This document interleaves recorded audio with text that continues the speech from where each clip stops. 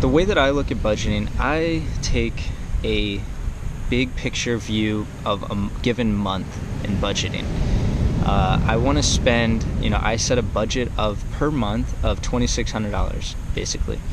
And that number has changed in a given month, over time, moving to different places, having different rents, that kind of thing.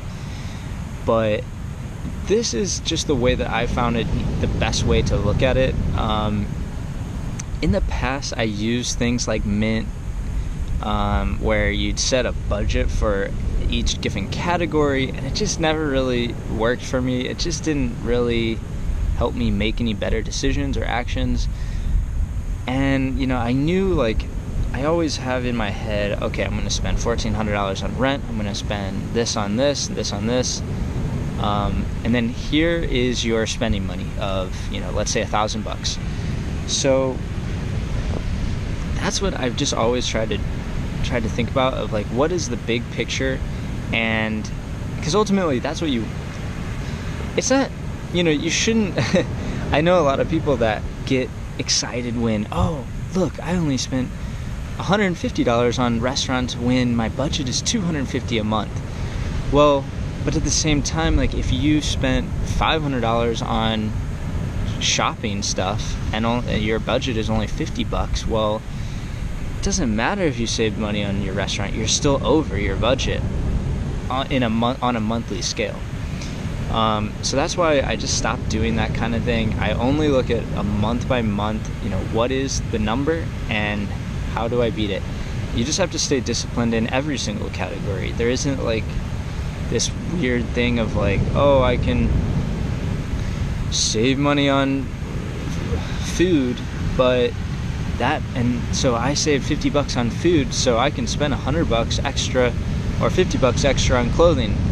I mean, that's just it's dumb. It's not gonna really get you anywhere in the long term. You need to be disciplined in all things. Now, I'm not saying don't splurge every once in a while, don't treat yourself every once in a while, but to be thinking oh, I saved $50 here, so I'm going to spend that $50 elsewhere in a different category, that's just not going to work. It's not a good idea. And that's why I think of budgeting as a monthly thing, and I only look at that monthly number. Now, I use Personal Capital. I love them. And on Personal Capital, you can see your expenses, and you do the date range for a month. Now, I definitely look at the number, and that is how I determine whether I did well or not.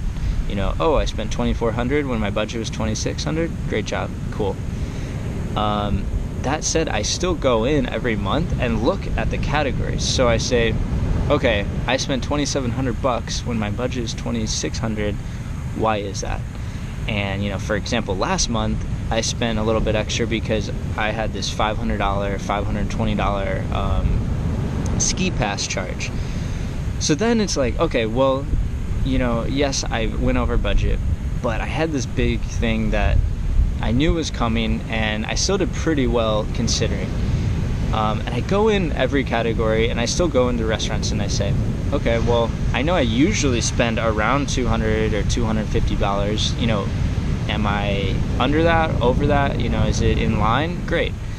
So it's still information that I want to know, and I use for the next month to kind of, I don't know, I just keep it in mind, so I know, and I check it throughout the month as well. If I see my restaurant, 10 days into the month, there's still 20 days left, and I see my restaurant bill is already $200, then I need to really tone it down and not spend much on restaurants for the rest of the month. That's how I kind of look at it. But and you'll kind of find these things when you start playing around with it, and maybe you already do these things, but yeah, that's my philosophy. Look at the big number, the big picture, because that's ultimately what matters. Not if you saved a little bit money in a given category. It's in a given month, what is your cash flow? How much money did you spend, and how much money did you earn? And that's really all that matters. And then invest that cash flow, and you'll be rich in no time. So thanks for watching. Please subscribe. This was my budgeting philosophy. Please comment if you have your own budgeting philosophy. I'd love to hear what you guys do. So thanks, and I'll see you in the next video.